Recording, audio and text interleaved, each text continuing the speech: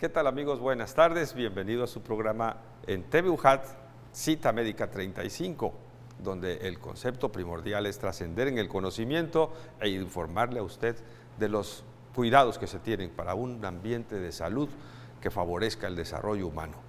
Muchas gracias a quienes, como siempre, nos siguen por el 107.3 de Radio FM Voz Universitaria.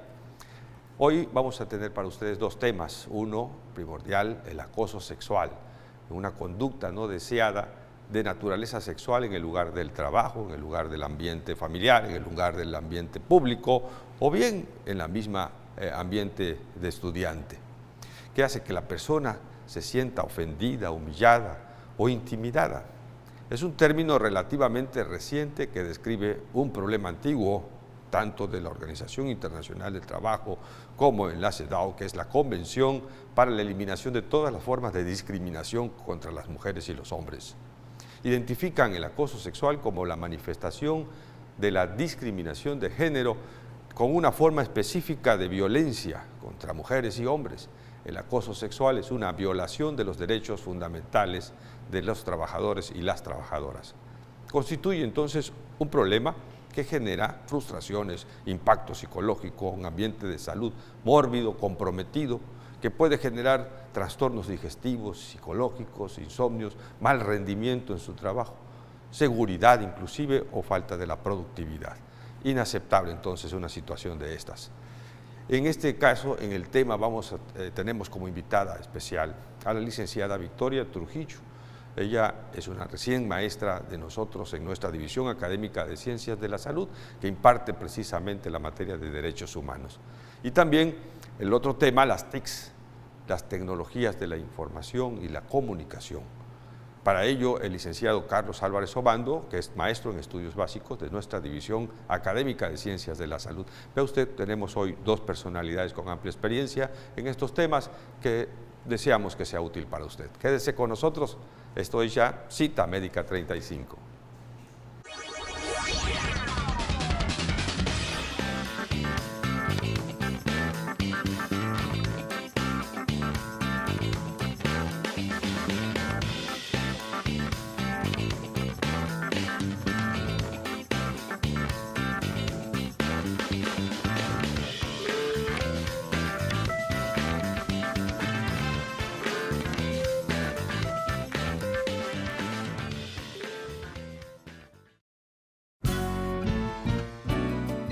Acoso sexual. El acoso sexual es la situación en que se produce cualquier comportamiento verbal, no verbal o físico no deseado de índole sexual con el propósito o el efecto de atentar contra la dignidad de una persona, en particular cuando se crea un entorno intimidatorio, hostil, degradante, humillante u ofensivo. Existen 125 países en el mundo que han legislado contra el acoso sexual en la última década del siglo XX y durante la primera década del siglo XXI. Sin embargo, hay países como Kuwait o Djibouti en los que el acoso sexual sigue siendo legal. El acoso sexual puede perjudicar a personas de ambos sexos, pero estadísticamente la mayoría de denuncias son de mujeres. Los principales acosadores son hombres que ejercen este tipo de comportamiento en ambientes laborales, académicos, estudiantiles e incluso familiares. Está considerado un acto delictivo que es sancionado en función de su gravedad y que puede llevar incluso la privación de libertad del acosador. Si quiere conocer más sobre este tema, quédese con nosotros en Cita Médica 35,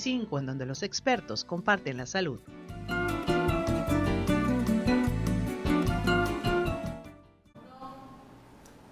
Qué bueno que sintoniza su programa de los viernes.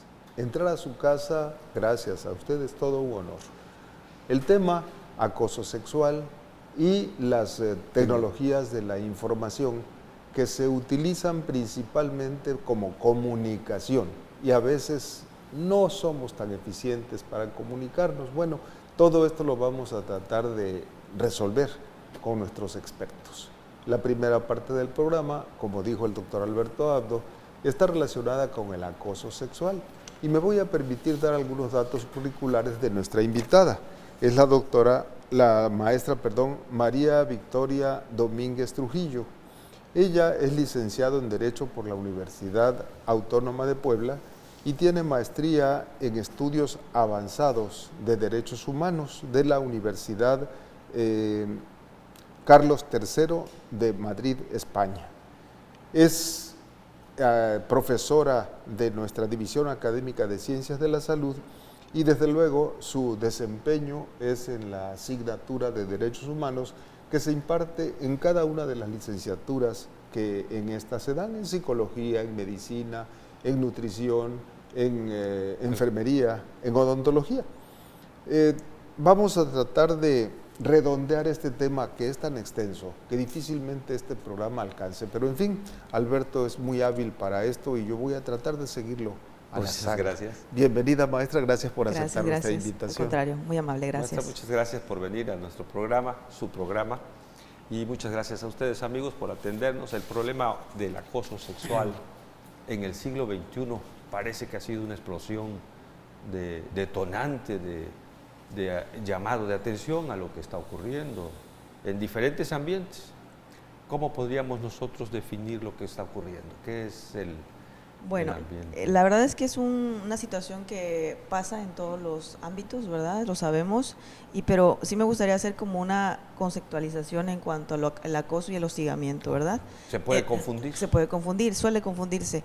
En el caso del acoso sexual, que es el tema del día de hoy, pues puede ser una cuestión que vulnere obviamente derechos humanos, que son insinuaciones de índole sexual, ¿verdad? Pero que se da en un mismo nivel, en una relación de igualdad o simétrica, se podría decir, una relación horizontal. En el caso del hostigamiento sexual, entonces ya estamos hablando de lo mismo prácticamente, estas prácticas de índole lascivas, de índole sexual, pero ya hay una relación de subordinación, es decir, el maestro, el jefe, etcétera, etcétera, ¿no? Entonces, el acoso sexual pues es el que nos sucede a todos en cualquier situación, ¿no? En cualquier contexto, ¿no? Ese es el más grave, ¿no? En Tabasco tenemos una inclinación por el doble sentido, que es una manera de bromear y de pasar un rato agradable entre compañeros, pero por lo que acabo de oír, el límite es muy no marcado. ¿Cómo poder salirle al encuentro de qué tanto es tantito? Claro. Bueno, primero que nada, como lo comentaba igual en la cápsula, ¿verdad? El acoso sexual busca básicamente crear una situación intimidante, incómoda, y la otra es tener es una especie de chantaje sexual, ¿no? Dar algo a cambio de algo, ¿no? En el caso de las manifestaciones del acoso sexual, como bien lo comenta doctor, en efecto, somos personas pues como la personalidad del tabasqueño, ¿verdad? Y ahí hay que tener cuidado porque los tipos o las manifestaciones del acoso sexual puede ser verbal, no verbal y física, ¿no? Y en la verbal pues hay ciertos tipos de palabras que pueden enfocarse a ese tipo de situaciones o dar pie a ese tipo de situaciones, ¿no? La clave aquí es si es algo que no es solicitado, algo que no es pedido, entonces sí se puede considerar como un acoso, ¿no? Empezar a hablar de ese tipo sobre todo cuando hay una relación de confianza con las personas, entonces sí se puede dar ese tipo de lo que es el acoso, ¿no? Algunas frases, algunas como por ejemplo, que están fuera de contexto, nena, o nene, o guapo, cuando realmente no es una situación, si estamos hablando de una situación laboral, una situación estudiantil, pues no son palabras que se tienen que decir en ese contexto, básicamente, claro, ¿no? Y luego viene el acoso que es básicamente verbal, que puede ser a través de algo que te decimos, que no solamente es en el aspecto verbal, sino también por mensajes escritos, por ejemplo, ¿verdad? Según la Real Academia Española, la palabra respeto significa el reconocimiento a una autoridad o a un objeto al que se le tiene cierta veneración. Okay. Desde luego que eso tiene que tener cierto grado de sumisión. No es tampoco estar sumiso, sino respetar significa que a ti te considero un poquito por arriba de mí, pero cuando usamos la palabra respeto sin saber qué es y es lo común, pues se falta el respeto. Pero también se debe merecer el respeto, ¿no? O sea, la conducta, hay que ganárselo, las actitudes, siempre con la dirección respetuosa, pues es una parte de los derechos humanos de cada quien. Y allí ese punto quizás parte de la educación cívica, ¿verdad? Un problema de nuestro país, y bueno, usted estudió en España y ahí me llama la atención, ¿cómo podríamos decir, comparado internacionalmente, nuestro país en las últimas evaluaciones ha tenido también una descalificación educativa?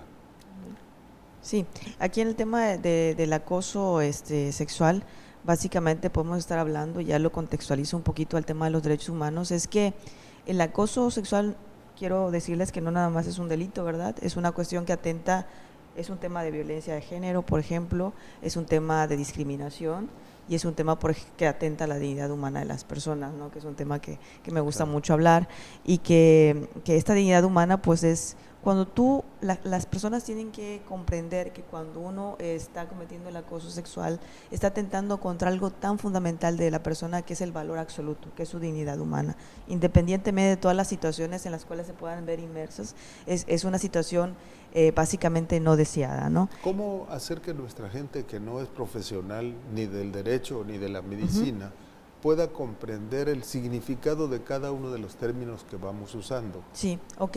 El tema de la dignidad humana es esta parte del valor absoluto que tenemos como personas, ¿no? Todas las personas más somos únicas e irrepetibles, ¿no? Y entonces es ese valor que tú le das a una persona mucho más por encima de una cosa, ¿no? Es lo que más tú debes respetar en la persona. Su dignidad humana tiene que ver con su autoestima y su autoimagen también, ¿verdad? Y el tema de los derechos humanos, pues bueno, muchos sabrán que los derechos humanos es una parte fundamental de todas las personas, y que a veces con atentar contra la dignidad humana, que es la base de los derechos humanos, pues se atenta obviamente contra los derechos humanos y se atenta también con la dignidad humana. Como factor educativo, nos acostumbraron en nuestra época de crecimiento a las personas mayores y aún a nuestros tíos y primos tratarles de usted, claro. A los padres tratarlos de usted. Hoy todo el mundo usa el tú, y muchas veces con la intención del acercamiento, pero a veces es saltando ese respeto. ¿Cómo se debe manejar esto? Aquí hay que tener cuidado en ese tipo de situaciones, porque en efecto, ¿no? Ya las personas pues utilizamos el tuteo pues para tener una relación como más en confianza, ¿no? Pero vuelvo a insistir, mientras tú pases esa raya, se confunde con el concepto que se quiere manejar a veces de igualdad. Es decir, ¿por qué te voy a tratar a usted si somos iguales? Pues te tuteo, pareciendo que con eso se logra esa equidad, y se pierde entonces una distancia respetuosa de la persona con mayor experiencia, con mayor seriedad o con una intención, y se adopta otra que acerca más a esos dos personas. Claro. Dejo pendiente, ahorita vamos a continuar, me permite, claro, vamos a hacer una pausa, amigos, acompáñenos a unos promocionales.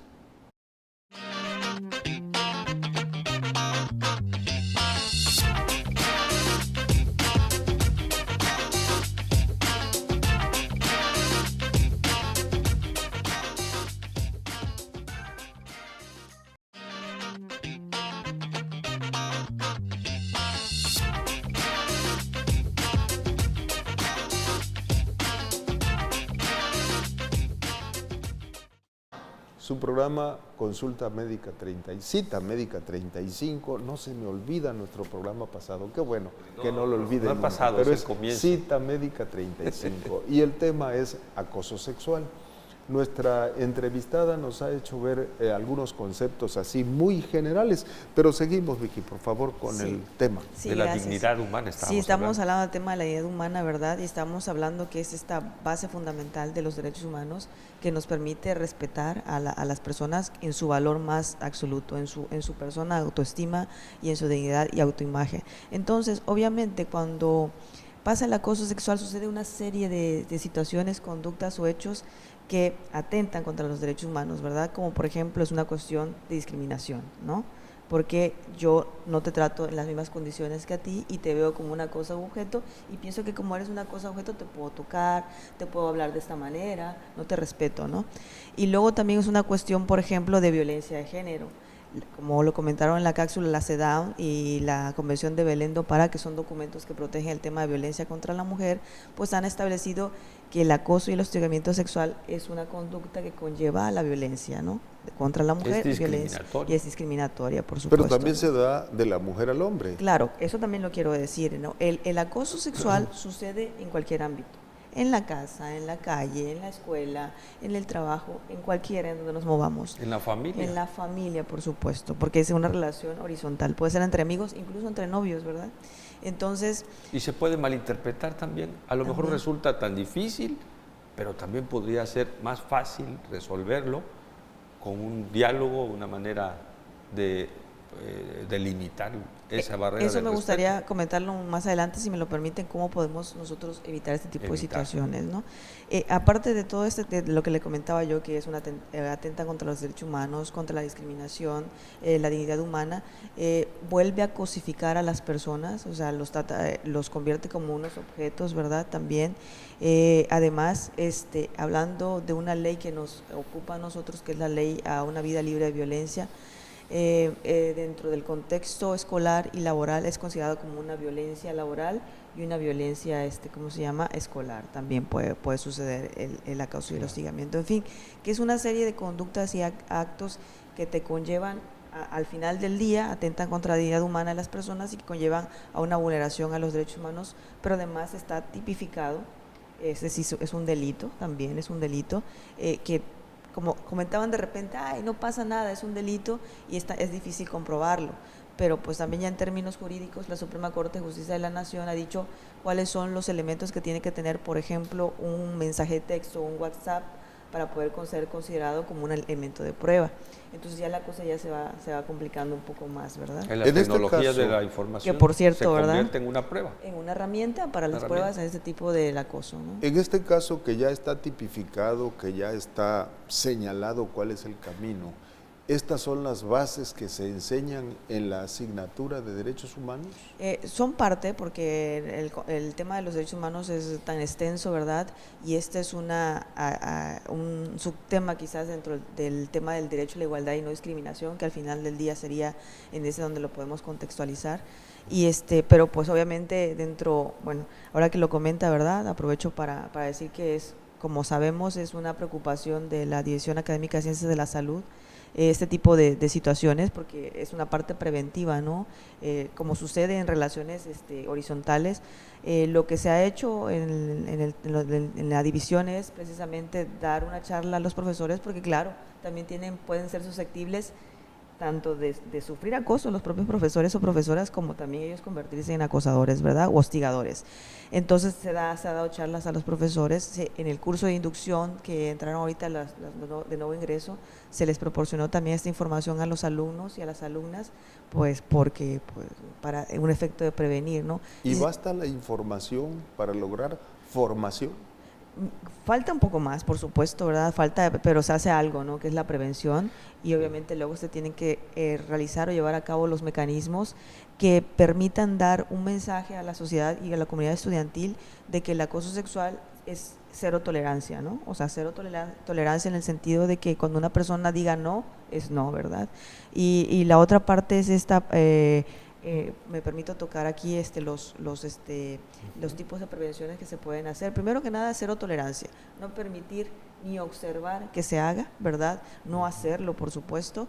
Y la otra parte muy importante es que cuando sucede en ámbitos tan cercanos como una amistad, como la pareja, hacerles ver que esa situación no es tolerada, que hay alguna cuestión, hay que hablarlo, como decía, ¿no? Sí. Oye, lo que tú me dijiste es en el contexto de nena, guapa, o vamos a salir después del ámbito laboral o estudiantil, no lo quiero, lo rechazo, quiero que sigamos siendo compañeros del aula, pero no me interesa nada más. Pero si hay una insistencia, entonces ya ahí vienen otros mecanismos, ¿no? Primero es esa parte, ¿no? Obviamente hay que ver qué nivel de acoso estamos viviendo, hostigamiento, para obtener las herramientas necesarias psicológicas en materia de psicología y de salud mental, para saber si somos capaces de enfrentar o no al acosador o hostigador, ¿no? Entonces la conducta es lo primero a desarrollar. No. Cero tolerancia significa un no rotundo a una actitud molesta. Claro. Información educativa. Información educativa. Porque ubicando esta materia en las ciencias de la salud, bueno, es importante formar a nuestros alumnos en el área de medicina, en el área de odontología, donde en el propio consultorio donde vaya a desarrollar su trabajo puede recibir esta situación o estar sujeto o sujeta. Y se recibe. La inmensa mayoría son mujeres, entonces hoy nuestra población predominantemente femenina va a ser en el mañana la profesionista predominante también en el ambiente de salud, psicólogas, nutriólogas, enfermeras, ahí está sucediendo que ya hay enfermeros, y en la medicina también. Entonces, prepararlos desde los primeros semestres, como lo está haciendo la maestra, en el aspecto de derechos humanos y la formación. Yo creo que es básico, porque de allí se puede desprender una conducta profesional, la conciencia. Estamos hablando como si solo fuera nuestra relación oral, y en las prácticas tenemos una relación física. El contacto con la otra persona da oportunidad para ambas partes de un acercamiento que puede no ser el deseable. Por ejemplo, en mi asignatura de anatomía les muestro cómo se hace la exploración, pero de mi parte corre que sea yo muy profesional. Al hacerlo, el alumno se presta como modelo, pero tiene que estar primero autorizado el profesor de que lo acepta el alumno. No se puede imponer. Fíjate, en una de las prácticas más difíciles del estudiante en formación médica o de cualquier área de la salud es la exploración ginecológica, donde se puede confundir que este estudiante pretende de una manera o adopta una actitud ética, responsable, respetuosa, de competencia profesional. Y allí es importantísima esa práctica. Sí, hay que tener cuidado en la parte del tipo de manifestación del acoso en nivel físico, ¿verdad? Sinceramente les quiero comentar que cuando tú sientes que invade tu espacio personal, uno lo siente. Uno puede sentir una mirada, uno puede sentir una forma de tocar que no es agradable y entonces, o que no es profesional, ¿no? Como en este caso, ¿no? Entonces, sí, quiero comentarles también que en efecto, a mí me gusta mucho darle este tipo de charlas a los alumnos, independientemente de la asignatura que llevemos, de este ejercicio profesional que se tiene que hacer, ¿no? Que muy respetuosos con los derechos humanos, muy respetuosos con la dignidad humana y muy respetuosos con el ejercicio profesional, ¿no? Sobre todo en ese tipo de temas, ¿no? Y les hago ver también las consecuencias no solo legales, sino también las consecuencias administrativas que pudieran tener en caso de estar trabajando en un lugar que es totalmente de atención pública. Y no solamente físicamente, sino verbalmente, al comunicarse con la paciente, eso es respetuosamente pedir su consentimiento para poder realizar. Por supuesto, siempre consentimiento y con mucho respeto. No le vas a decir, a ver, guapa, le voy a hacer la exploración, porque es un contexto no profesional. Eso en la relación médico-paciente. Hay una situación que se da, por ejemplo, un grupo de 30 muchachos. Yo te voy a mostrar cómo hago la exploración. ¿Me permite ser modelo? Sí, doctora. Bueno, voy a descubrirte parcialmente. ¿Hasta dónde lo permite? Eso es importante. Pero hay otra cosa, comienzan a haber risitas. Y ahí es cuando yo digo, momento, si alguien vuelve a reírse, se sale del salón. Esto es muy serio. Y ya se relaja el asunto tenso que puede motivar esto, ¿no? Pero que eso es lo que yo veo. ¿Qué ven los demás? Claro, es esa falta de desinformación, ¿no? De esa parte de empezar a pensar como algo lascivo, porque así es, ¿no? Así es, ¿no? Y eso que hace usted, pues usted está muy bien, ¿no? De pedir siempre el consentimiento, y pues igual sería bueno aclarar a ver por qué son las risas, ¿no? Claro. ¿Qué es lo que pasa por la mente de ustedes, ¿no? Sí. Porque ellos tienen que saber que no pueden hacer eso cuando están realizando el ejercicio profesional, claro. ¿no? No es profesional y por supuesto la persona que... Es que existe entre el maestro y el alumno, en el caso de la enseñanza médica, un denominador común que es el bien al paciente. Sí. Entonces allí nuestro enfoque, nuestras intenciones, nuestro conocimiento va dirigido precisamente pensando en el enfermo. Lo primero es no hacer daño. Exactamente. Y esa es la base de la medicina. Efectivamente. Entonces allí el respeto absoluto e inmediato es nuestro enfermo, nuestro paciente. Y la relación nuestra nos une a poder atender a ese enfermo en común. En el caso del modelo, que son ellos mismos, pero en el caso del paciente en el hospital, allí la cosa cambia totalmente. El alumno va a aprender a hacer algunas, algunas actividades porque son necesarias, pero el paciente no es solicitado, no se le solicita su autorización a que él se siente en desventaja porque está en una cama de hospital y supuestamente expuesto a todo. Y su relación es con la familia. ¿Cómo se debe hacer esto? Y si el paciente está grave, la familia te abraza, te considera su salvación o al mismo tiempo su consuelo al abrazarte y llorar contigo.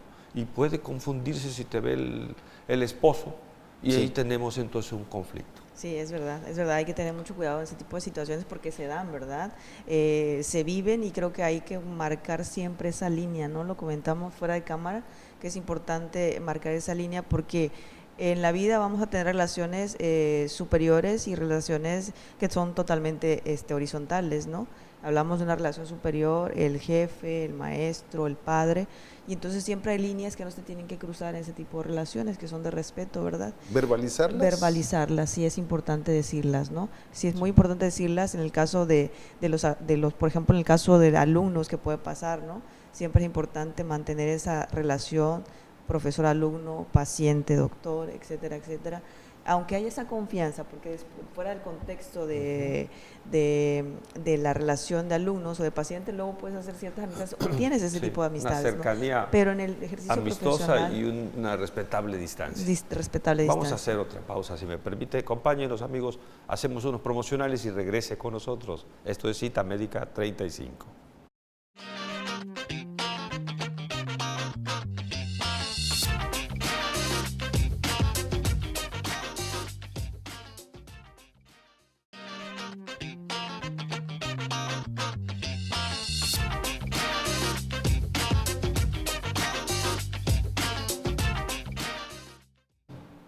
Continuando con nuestro tema acoso sexual, en su programa Cita Médica 35 estamos llevándole una serie de aspectos informativos que ojalá den pie para que haya muchas preguntas y se investigue qué de lo que oí.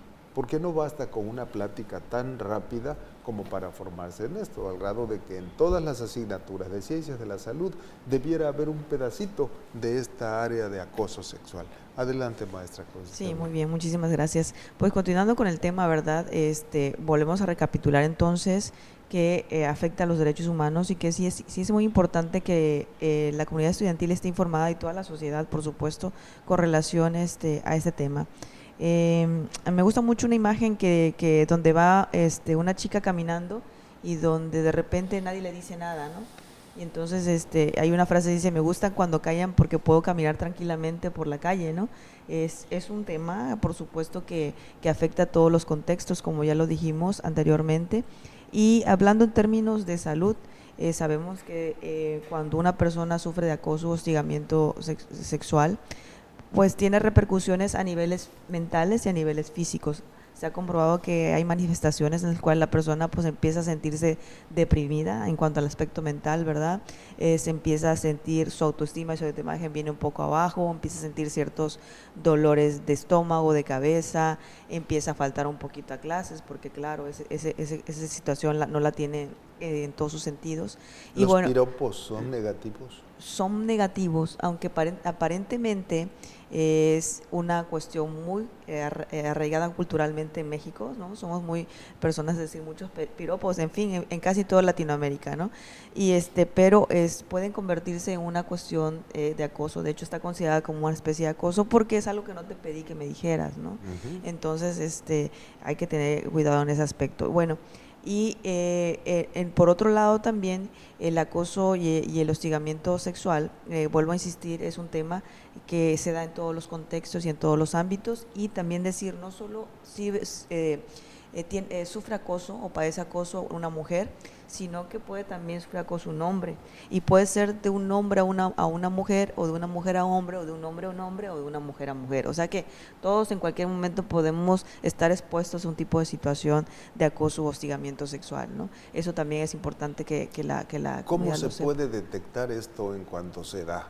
Tú decías hace un momento que porque algo que te molesta, pero de parte de quienes están viéndolo, por ejemplo, lo ven desde otro ángulo y pueden ser más sensibles que incluso las dos personas involucradas. Y muchas veces eso sucede cuando también te dicen, bueno, yo no te permití no tocar este tema, no lo estoy permitiendo, cambiemos el tema para evitarlo, ¿no? Porque ¿cómo podríamos nosotros evitar una mirada, una mujer o un hombre que pueda interpretarse de forma diferente? Sí, aquí el tema del acoso puede ser, y el hostigamiento puede ser una vez la conducta o pueden suceder muchas veces, ¿no? Si hay una vez una conducta que a lo mejor no es muy clara, que si eso no es, pero la persona normalmente, quiero decir, el acosador y el hostigador no se detiene.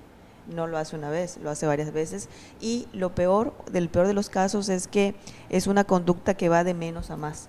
Empieza siendo algo no verbal, se convierte en verbal y de repente ya es algo físico. Ya de repente tenemos a la persona que te está acosando, que lo encuentras en todos lados, que ya no se detiene nada más con decirte que te ves muy guapa y que me gustaría, y te empieza a preguntar cosas como cuestiones que tienen que ver con tu libertad sexual, claro, o con tus cuestiones sexuales, sino que ya empiezo a querer tocar, ya querer abrazar, ya querer dar un beso no permitido, ya perseguir, y ya de repente ya la persona no hay control y entonces ya viene la agresión sexual, que eso ya se manifiesta en otro tipo de situaciones que puede terminar en una agresión sexual, que puede ser una violación, por ejemplo. Desde el punto de vista legal, ¿o cuándo hacer la denuncia ya oficial? La ley te lo permite que desde el primer momento que tú tengas un conocimiento de que esto se está saliendo de control o que ya tú tienes firme convicción de que es acoso o hostigamiento, puedes hacer la denuncia, ¿no?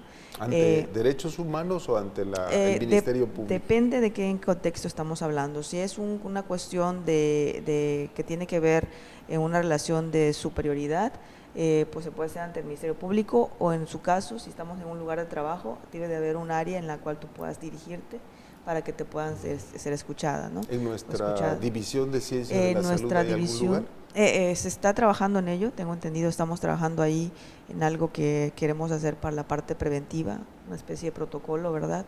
En el cual podamos tener un área en la cual las personas, ya sea hostigamiento o acoso sexual, puedan tener el acompañamiento, que es súper importante en el caso del acoso y hostigamiento, para después saber qué se va a hacer, ¿no?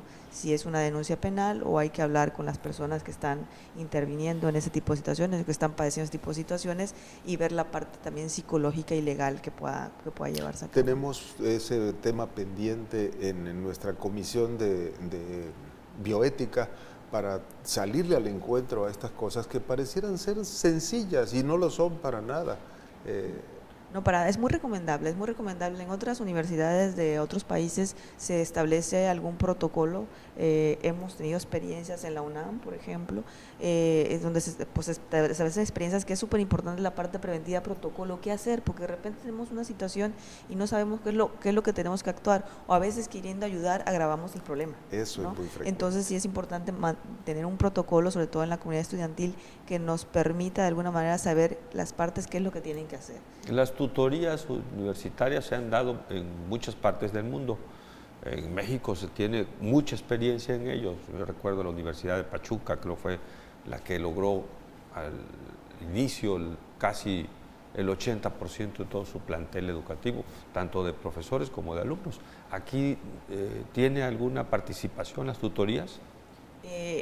Desconocería, pero la verdad es que lo más importante sería llevar a cabo un protocolo, porque si hablamos de tutorías tendríamos que capacitar muy bien a todos los profesores en ese aspecto para saber qué hacer. Para captar, que puede ser algo que se pueda contemplar dentro del protocolo, ¿verdad? Se está llevando ahorita un diplomado para los tutores en la división, a lo mejor, no lo sé, está por allí el tema, ¿no? Ojalá. Debe involucrarse, yo creo. Debemos saber qué hacer en ese tipo de situaciones. Yo he sido tutor por muchos años y he tenido mucho acercamiento con los que he tutorado, pero solo en el aspecto académico. Claro. En la relación interpersonal no me he metido nunca. Entonces a lo mejor sí, porque hay que tener sí, es que la tutoría allí, aunque se escucha muy amplia, casi puede ser quien suple al padre, pero dentro de la universidad no es tanto para eso, sino para la orientación académica. Académica, por supuesto. Entonces, por eso habría que ver cuál sería la figura más adecuada, ¿no? Para detectar quizás algún aspecto, porque hay una gestión en la que se transfiere a consulta psicológica o a otras. Detectar quizás. ¿Algunas recomendaciones que quiera hacer? Ya estamos casi al final del tiempo. Bueno, la recomendación entonces en todo caso sería básicamente poder, ¿cómo se llama? La primera es la cero tolerancia, ¿verdad? En este tipo de situaciones, la información, la parte preventiva es muy importante, y también poder identificar, estar informados cuándo es un tipo de acoso, verbal, físico, no verbal, y por supuesto, una vez si desafortunadamente llega a suceder este tipo de situaciones, pues básicamente poner un alto, ¿verdad? Poner un alto. Y si no nos sentimos capaces o no tenemos la autoimagen o el autoconcepto de nosotros muy valorado, pues buscar la ayuda ante las instancias correspondientes, ¿no? En ese sentido, ¿no? Porque muchas veces el tipo de acoso puede llevar a ¿cómo se llama? A cuestiones psicológicas muy graves y también físicas. Y hasta delitos. Patologías, enfermedades. Y hasta delitos. Y por supuesto también recordar que es un delito, ¿no? Y todas las cuestiones que les comenté, aparte discriminatorio, atenta contra los derechos humanos, contra la dignidad, y es un tema de violencia también de género.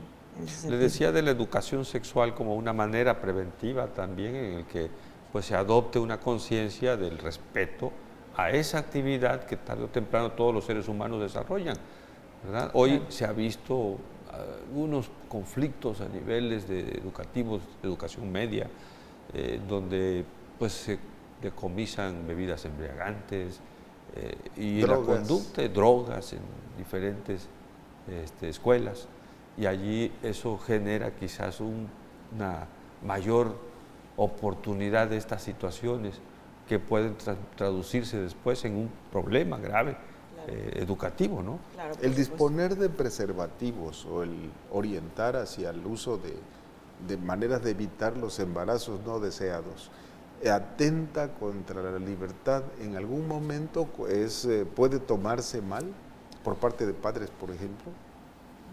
No, aquí, bueno, ya hablando de otro tema, ¿verdad? En el ejercicio de la libertad sexual, las personas obviamente tienen la capacidad de poder decidir primero qué hacer con el cuerpo, ¿no? O sea, y con quién, ¿no?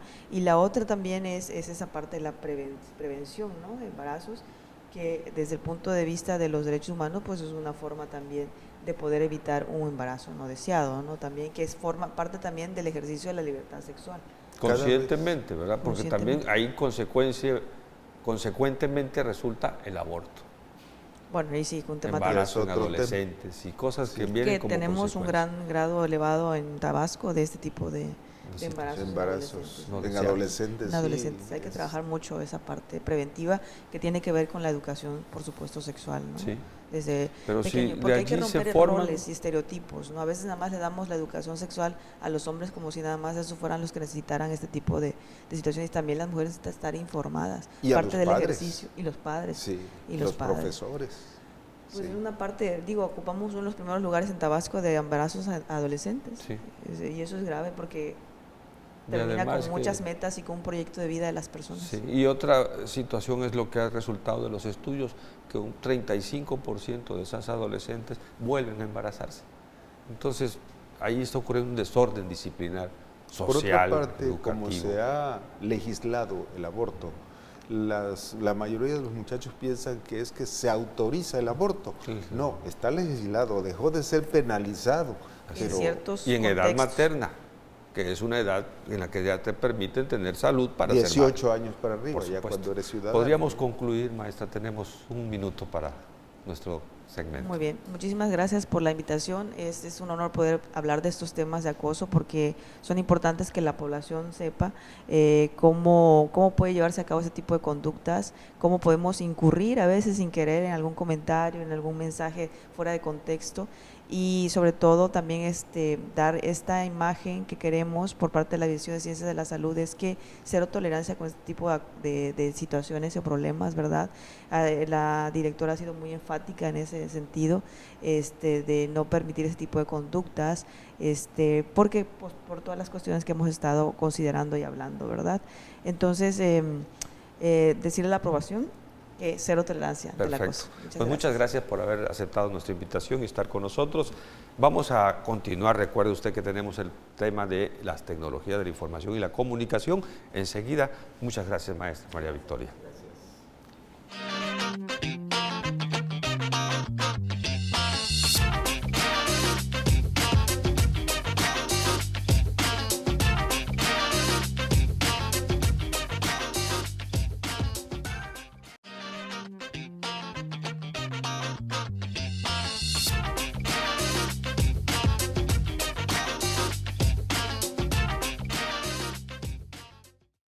Créame que el tiempo vuela. No me di cuenta cómo se fueron los 3 primeros segmentos y nos queda uno. que vamos a dedicar a un tema por demás interesante, ya que es lo que se habla hoy, mañana, tarde y noche y en todos los niveles. Ya nadie está exento de los medios de comunicación. Y precisamente el tema se llama Tecnologías de la Información y la Comunicación, y para ello el licenciado Carlos Arturo Álvarez Obando nos va a aclarar muchas cosas. Él es licenciado en Sistemas Computacionales, egresado de nuestra UJAT, es orgullosamente Juchimán. Bienvenido, maestro. Sí, muchas gracias. Es maestro en Tecnología de la Información y Comunicación, en herramientas de cómputo y habilidades de pensamiento son las asignaturas que está impartiendo en este momento en la División Académica de Ciencias de la Salud. Estas son herramientas, como su nombre dice, para que el profesional de cualquiera de las áreas que se manejan en ciencias de la salud pueda tener capacidad de hacer sus trabajos, sus tareas y comunicarse con el profesor o comunicarse entre ellos. Investigar también la información. La investigación, las plataformas que están como la necesidad de hoy para que el tiempo rinda, porque no bastan 24 horas para tanto como hay que aprender. Y el maestro también dejar tareas y recibir al mismo tiempo ellas mismas a través de este sistema informativo electrónico. Así es. Don Carlos Arturo está certificado por Cisco en los módulos 1, 2 y 3 de redes. Maestro, pues adelante con el tema. Eso? ¿Cómo es Cisco?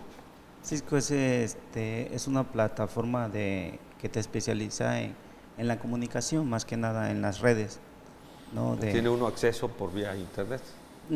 Sí, efectivamente sí, es la que te hace la pauta de cómo comunicarte, ¿no? Viene a ser como nuestros consejos. A él lo certifica Cisco como capaz para el tema. Es la institución que certifica que estás capacitado para... En parte, porque hay otras certificaciones, ¿no? Muy importantes. En la parte de la tecnología de la información y la comunicación es muy importante también mencionar que la Internet ya nos sobrepasó. Ya nos sobrepasó en el ámbito de que todo lo podemos hacer vía virtual, presencial o semipresencial. Fíjate, acabo de oír, perdón, que vamos a dejar de usar el papel moneda y que ahora todo va a ser automatizado. Estoy sumamente alarmado. Pago virtual, ¿sí? Compra virtual. Pues yo no sé, no lo entiendo claramente. Se compra hoy también así. Pero, perdón, yo quería decirte una vez, hemos escuchado a veces hablar de la Internet 1, de la Internet 2, de la intranet, y mucha gente en la población pues dicen, ¿qué hago? ¿Cómo es esto? ¿No? ¿Qué acceso tiene? Ya hoy todos usan un dispositivo. Un dispositivo móvil, una tablet. Que es todo menos teléfono. Sí, es correcto. Mencionaba bien esa parte en la que nosotros estamos dejando lo anterior a lo actual. ¿En qué aspecto? En los correos, en la comunicación, cuánto tardábamos en comunicarnos. Y ahorita es muy fácil con la tecnología, los aparatos móviles. Es por eso que la Internet no ha sobrepasado ya. Hay una comunicación más directa, más rápida, donde tú te puedes informar de cualquier noticias, ¿no? Entonces esa es la parte en donde nosotros estamos actualizándonos para dar una clase más viable, ¿no? El desarrollo del estudiante de cualquier área, tanto del pregrado como del posgrado, no puede decirse completa si no está al día con la comunicación. Como nuestra universidad, aparte del centro de cómputo que tiene muy bien establecido, ¿cómo esto se ha proyectado en las diferentes divisiones? Le mencionaba y voy a hacer un énfasis, a lo mejor muy repetitivo, ¿no? Porque todo depende de la Internet, ¿no? Si no tienes Internet en tu centro de cómputo, no hacemos nada. Seríamos análogos nada más, lo que trae la computadora o el sistema operativo, nada más, ¿no? Pero efectivamente, nosotros en nuestro centro de cómputo, en la división de Ciencias de la Salud, tenemos esa herramienta fundamental que es la Internet. Sí. La Internet hace que los alumnos tengan esa cercanía de cómo interactuar cómo saber, cómo desarrollarse en cualquier ámbito profesional o de carrera, ¿no? Educativamente, informativamente, en una contratación laboral o en el mercadotecnia, y también últimamente en el aspecto de salud, que se prepare un médico porque su información de laboratorio de análisis clínicos le va a llegar por correo y ya no lo lleva impreso el paciente, ¿no? Sí, doctor, usted no tiene correo, pero el médico no ha revisado el correo. Entonces, hoy la comunicación es tan importante en todas nuestras actividades que el estudiante que se está formando tiene que llegar a ser maduro profesionalmente y conservar esa habilidad tecnológica. Por otra parte, la telecirugía. Tenemos manera de que a distancia, al otro lado del mundo, pueda yo estar recibiendo la información de qué hacer ante una emergencia si no hay un especialista del área mientras alguien llega. Y la cirugía robótica, ahora el Da Vinci famoso, que es una cirugía, ¿verdad?, interactiva con una máquina y la que está transmitiendo de la imagen del paciente. No nos vamos a ir tan muy lejos, las conferencias que se hacen. Sí, de lugares. teleconferencias. El programa que ayer hablábamos del doctor Efraín Rodríguez, que le enviamos un saludo, ese programa a través del cual se detecta un paciente que llega con dolor precordial, con hipertensión, le toman un electrocardiograma, se lo mandan por el internet o a través de la imagen del celular. El doctor recibe la imagen, le dice tenemos que aplicar tal o cual medicamento y envíalo en ambulancia inmediatamente y se le salva la vida a un paciente por un infarto, por ejemplo, ¿no? Es correcto. Las redes sociales, hablando de las diferentes portales, todas las oportunidades que hay en el software libre, háblanos de esto, por favor. En las redes sociales hay que ser muy minuciosos. Es de cómo utilizar las redes sociales. Si hay redes sociales educativas, redes sociales, como la palabra lo menciona, ¿no? Comunicación. Pero en el ámbito de redes sociales educativas es muy importante para los diversos alumnos, ¿no? Porque se menciona que puedes adquirir otro conocimiento más aparte de el que te da el maestro. En redes sociales buscas información más amplia. El alumno ya no se queda con esa enseñanza del maestro, sino hace la pauta de ampliar más su conocimiento. De decir, bueno, si tengo esta herramienta que es la internet, en medio de redes sociales, pues me investigo, ¿no? Aprovecha Pero al máximo. ¿cómo saber cuáles son las buenas? Porque hay de todo, hay viciadas, hay de gente que no está preparada hablando de medicina. Saber conducirse para encontrar la información útil y no infoxicarse, porque hoy el término de infoxicación es cuando estás saturada de tanta cosa que te distrae y que no es realmente lo que andabas buscando y ya perdiste el tiempo. El maestro tiene que ser muy actualizado, pero en la parte de decir, no el alumno no se puede ir si hay un tema específico a otro, ¿no? Claro. Porque entonces perdería esa emoción del maestro en expresar lo que el alumno debe de aprender. Ya también depende del alumno de cómo utilice esas redes sociales o la internet. ¿Cuáles son las aplicaciones o los programas que básica o en forma más frecuente se les proporciona que tengan esa habilidad a los alumnos? Mapas mentales, información en Google, en algunos blogs, las wiki. Perdón. Sí. Los buscadores en internet son muy importantes. Son muy importantes porque hay educativo, hay de organización. Entonces nosotros nos vamos a lo que es educativo, ¿no?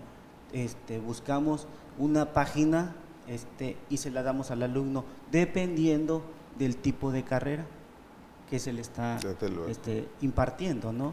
¿Para qué? Para que el alumno sepa y trate de hacer la búsqueda aceptada, ¿no? La búsqueda que diga, no, pues yo preparo mi trabajo con un programa. Tenemos una plataforma en la División Académica de Ciencias de la Salud, ¿es confiable? Sí, la plataforma Chamilo de enseñanza, que tenemos dos versiones. ¿Cómo se llama, perdón? Chamilo. Chamilo. Ujú. Esta plataforma nos ayuda a que hay dos, menciono dos porque hay una externa y una interna. La interna es que el maestro puede dejar su trabajo y como el centro de cómputo, cada alumno tiene su herramienta que es la computadora con la internet, pues prácticamente ahí estamos interactuando maestro en su computadora y el alumno viendo qué actividad a seguir. La otra externa es que el maestro deje su tarea y el alumno en casa puede interactuar, buscar, subir, guardar. ¿Para qué? Para que el maestro visualice igualmente en otro lugar que el alumno está cumpliendo. Como información para nuestro público, hay en la División Académica de Ciencias de la Salud un curso en la biblioteca para cómo buscar los buscadores, o el maestro Busquet precisamente apellida él. Y es un curso que los muchachos debieran tomar por obligación para estar al día con esto, ¿no? Sí, efectivamente sí. Nos queda un minuto. Decíamos, por ejemplo, el público en general quiere acceder a la universidad y conocer cómo puede presentar su examen, qué cursos, qué materias. Hay página completa para poder abordar esta preocupación en general. Ya vimos el aspecto de los alumnos, el aspecto de la docencia, ahora a la población en general. Claro que sí, la UJAT tiene su página principal donde está bien explicada sin ningún problema. Tiene los aspectos de información relevante al que el usuario o el alumno o el público en general pueda visualizar. Toda la universidad está comunicada por internet. Es correcto. Pues en División de Ciencias de la Salud, la maestra Miriam Carolina ha hecho mucho énfasis en que esto esté actualizado. Pues, por eso tenemos una persona experta en ello. Muchas gracias por haber estado con nosotros. Realmente interesante esta información para todos en el aspecto de la salud. Gracias, Eduardo. Gracias, Alberto. Gracias, maestro, por estar con muchas nosotros. gracias. Nos vemos el próximo viernes, si Dios quiere.